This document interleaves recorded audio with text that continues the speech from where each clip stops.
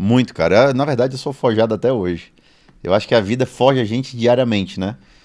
O que eu mais aprendo é que a gente é uma ferramenta nas mãos de Deus e que ele vai moldando a gente de acordo com o que ele quer usar, de acordo com o que ele quer atingir o objetivo. Então, a gente vai ser uma eterna ferramenta.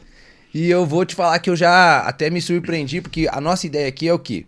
A gente não cria um roteiro pra não chegar aqui e já meio que direcionar a conversa pra aquilo, para as coisas que a gente já sabe. Então a gente não cria uma super pesquisa, a gente quer se surpreender mesmo com a sua história, com a forma que você gerou os resultados, construiu seus resultados e foi forjado de fato. Mas eu já me impressionei, cara. Primeiro você chega aqui e fala que seu nome não é Kaká. Kaká. Não, meu nome é Carlos Henrique. E o segundo que você chega aqui e fala que, teoricamente, né, pra nós, da nossa racionalização humana, não era pra você ter nascido. Isso já aí, me chocou, cara. Como é que foi essa história? Cara? Pro ser humano, não era pra mim ter nascido. Comecei a escrever um livro, né? E nessa escrita eu, assim, cara, tava lá em Cancún com um amigo meu, Thiago Oliveira. E a gente conversando, cara, ele disse, cara, conclui teu livro, escreve e tal. Aí eu disse assim, cara, eu preciso do nome pro livro. Aí eu fiquei pensando, como é que eu vou chamar o nome? Aí eu contei a história e eu disse assim, cara, não era pra eu estar aqui. Uau. Aí eu disse assim, o nome do livro vai ser esse, não era pra eu estar aqui. Só que aí eu fui pensando e Deus foi me incomodando, que Deus falava assim, era pra você estar aqui, cara. Não existe esse não era. Então, pros homens não era pra mim estar aqui. Pra Deus eu tinha que estar aqui, por isso que eu tô hoje. Então, em todo esse processo da minha vida, né, nasci 12 anos depois do meu irmão, 11 anos depois da minha irmã. Naquela época não existia laqueadura, eles davam nó nas trompas, né? E minha mãe fez, desligou na época, por acaso. Hoje eu entendo que não é mais por acaso. Né? Tinha um propósito nisso. E já cheguei até quase a ser abortado, praticamente. Uau. Né? Existia essa ideia. Né? Botaram na cabeça da minha mãe que assim, ó, você já não tem mais idade. É uma gravidez de risco e tal. E minha mãe disse que Deus incomodou ela. E não fez, e tô aqui, cara, tô aqui. E você sempre teve essa ciência que era algo divino, assim? Ou você foi se dar conta nisso ao longo da vida? É assim, até os meus 27 anos de idade, eu segui uma religião, né? A transformação da minha vida, ela não foi baseada numa mudança de religião, mas numa mudança de crença, né? Eu acreditava em Deus, mas não entendia verdadeiramente o que significava ter Deus na sua vida. Eu aprendi que a base do equilíbrio humano é ter temor a Deus. Então eu vivia um Deus a qual eu não tinha temor e eu vivia de forma aleatória no mundo. Várias vezes, hoje eu consigo contar que por muitas vezes eu tive livramento de morte e eu entendo que aquilo foi Deus me dando mais uma oportunidade de vida. A partir dos meus 27 anos, que foi quando eu aceitei Jesus como Senhor e Salvador de forma genuína, a minha vida foi transformada. Então, eu vivia, eu entendia, eu ouvia sobre Deus, mas eu não vivia Deus de forma genuína. Hoje eu tenho uma vida completamente ligada a Ele. Pra quem já teve algum tipo de experiência, consegue entender o que você tá falando. Por exemplo, eu consigo entender o que você tá falando. Sim. E eu consigo entender essas duas diferenças que eu também já vivenciei. Pra quem nunca vivenciou essa parte que a gente já chegou a conhecer, tem um fator determinante que vira a chave, que você lembra assim, putz, cara, virei a chave por causa disso. Quando que você tem esse contato mesmo que vira isso e você conhece essa outra parte assim, ó, tudo na vida é decisão, né? Para você obter resultados que você tanto almeja, você tem que decidir. É igual casamento. Você estava me apresentando sua namorada, hoje você namora. Você não está sendo obrigado a casar. Casamento é uma opção. Permanecer casado é uma decisão. Eu um dia escolhi casar com minha esposa, então foi opcional. Mas todo dia eu amanheço decidido a amar ela, a cuidar dela, a cuidar da minha família, a sair de casa, enfrentar os desafios, enfrentar as dificuldades, os obstáculos que existiam, para mim poder voltar para casa sabendo que tem uma família me esperando. Uau. E que aquilo ali foi o maior presente que Deus deu para minha vida. Então, isso não elimina o fato que vai ter desafios e de jeito brigas nenhum. De jeito nenhum. Então, a virada de chave da minha vida foi quando eu decidi viver isso. E talvez se eu não tivesse decidido, talvez eu não estivesse hoje aqui para contar.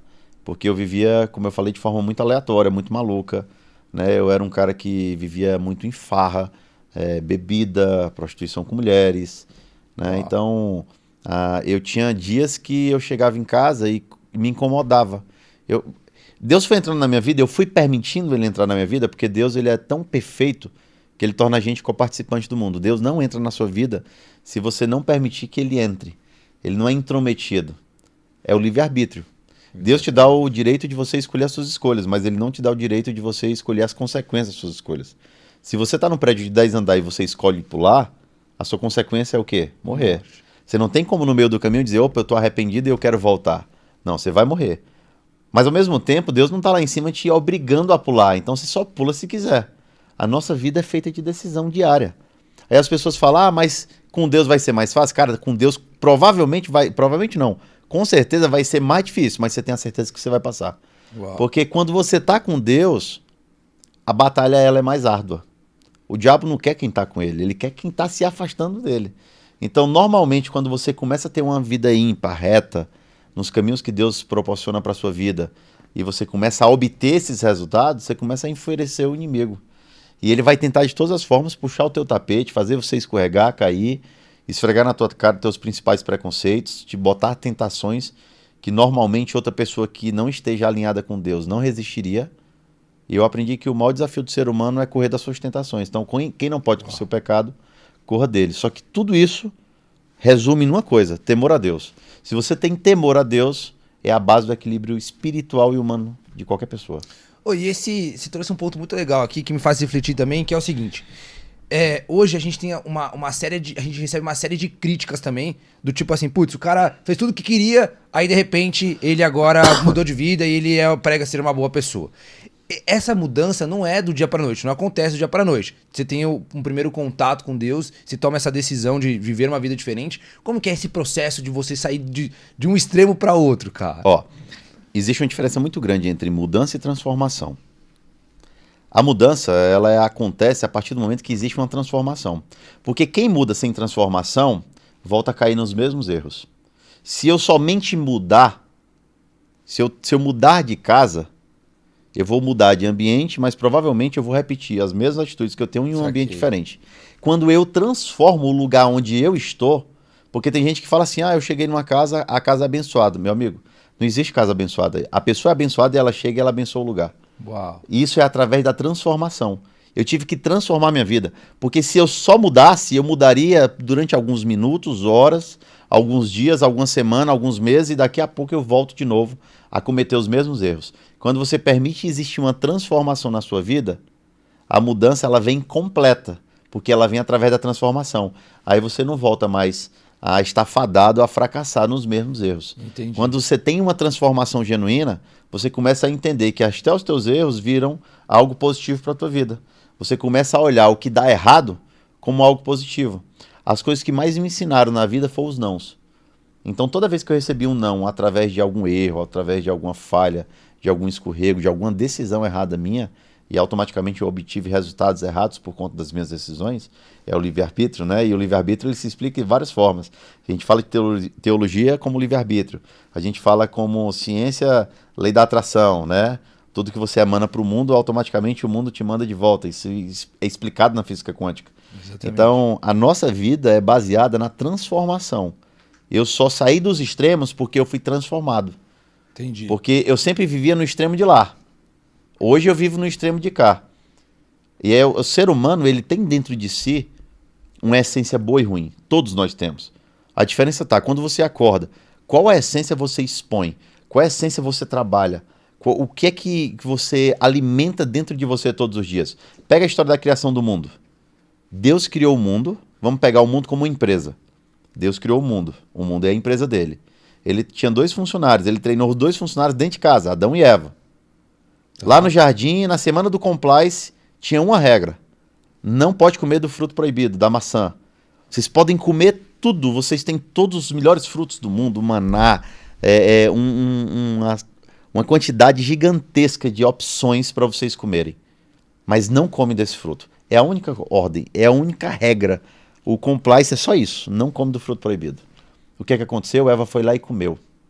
Quando Deus chega para Eva e pergunta para Eva, por que você comeu, Eva? O que é que ela fala? Culpa da serpente. Aí Deus chega até Adão, porque Adão também comeu depois. Aí, Adão, mas por que você comeu? Mas foi culpa da Eva. Desde que o mundo foi criado, cara, as pessoas tendem a jogar a responsabilidade dos seus atos pro outro. Né? Ninguém assume as suas responsabilidades, assume os seus BOs. Naquele dia, existia uma essência ruim no ser humano. Ele deu abertura Ali foi onde eles tiveram o livre-arbítrio e quebraram aquilo. Então a gente tem as duas essências dentro da gente. Você, em algum momento, você já teve ódio na sua vida, né? Adolf Adler falava uma coisa que era sensacional. Ele fala que quando você quer gritar com uma pessoa, você não grita porque está com raiva. A raiva é só para justificar o grito que você quer dar. E isso explica a sua essência. Então você tem a essência boa e ruim. Você é obrigado a gritar? Não. Você pode destilar ódio, como você pode emanar amor para as pessoas. Eu escolho dar amor.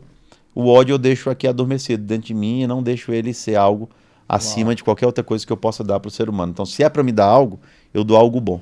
E quando a gente para pensar nessa vida que você vive agora, qual que é o maior desafio de escolher seguir por esse caminho, cara? Cara, eu acho que é enfrentar o mundo, né? O mundo tá muito louco hoje. A gente tá vivendo uma geração e eu acho que essa geração ainda não é a pior. A próxima não é. Uau. Eu fico preocupado com a geração do meu filho. Daqui 20 anos, né, as consequências que ele vai colher de hoje. Então eu procuro ensinar ele sobre princípios e valores. Né? Princípios são regras que a gente determina para nossa vida. Valores são comportamentos, características que te norteiam a fazer as suas escolhas certas. Os dois bem alinhados, você começa a ter uma vida mais tranquila. Não que vai ser mais fácil, mas você vai saber que mesmo difícil, você sabe chegar no resultado que você precisa chegar. Então, eu acho que o maior desafio hoje é a gente poder viver pautado em princípios e valores. E se manter neles, né? E se manter neles. Se manter neles, eu acho que é... Epicuro falava que caráter é aquilo que você faz quando ninguém tá vendo, né? Se eu tenho um princípio, eu tenho uma regra na minha vida, é igual eu estar dentro de um carro chupando um picolé em autoestrada, não tem nenhum carro vendo, eu pegar, baixar o vidro e jogar um palito. Não tô fazendo aquilo ali porque ninguém tá vendo, eu vou fazer, não faz sentido. O princípio é quando eu guardo o palito e eu espero o lugar certo para jogar ele. Aquilo é princípio. Princípio é quando eu chego num shopping e tá lotado e eu tô atrasado para uma reunião e tem uma vaga de deficiente, né, de acessibilidade ali. E eu vejo que ninguém tá olhando e eu vou parar o carro porque ninguém tá olhando. Uau. Princípio é eu arrodear e procurar outra vaga. Por mais que não tenha, eu saio do prédio, mas eu não paro onde eu não devia parar. Então isso é princípio, cara. E quando a gente traz esse lance do princípio para gerar resultado de fato? Porque a gente acredita assim, você não compraria um iPhone, por exemplo, ao usar de peso de papel, porque você estaria desperdiçando dinheiro. Faz sentido? Sim. E por que então que as pessoas, né, elas desperdiçam os dons e talentos que elas também ganharam em não gerar resultado? A gente acredita aqui que a forma mais genuína de você ser grato por aquilo que você recebeu de Deus, que é os teus dons, os teus talentos, é você dando resultado, pô. Então, isso pra gente é alta performance. É mais uma consequência do que ter que fazer um esforço, né? Quando a gente para pensar em princípios e a gente para comparar com os resultados que você teve, que princípio que você acha que foi fundamental para você ter um resultado acima da média? Cara, ter Deus sobre todas as coisas. Eu falei sobre temor. Para mim, uma regra que eu não quebro. Primeiro ponto, determinar prioridades na sua vida. Quais são suas prioridades na minha vida? Primeiro Deus, depois minha família, depois eu e por quarto o trabalho. Tem gente que inverte a ordem das prioridades e quando você faz, quando você vira isso, automaticamente você começa a bagunçar todo o processo. Aí você começa a entender que as suas frustrações, elas estão pautadas no resultado e não no processo. O que é felicidade? Felicidade ela não está na conquista, ela está no processo de conquista. Se eu almejo ter uma casa, independente que seja uma mansão ou uma casa, minha primeira casa, e quando eu conquistar ela, e se minha expectativa estiver pautada na conquista, na hora que eu conquistar ela, daqui a um ano ela não faz mais sentido para mim. E eu preciso de outra casa. E eu vou pegar uma maior, e eu quero um carro, e eu comprei o carro esportivo do meu sonho.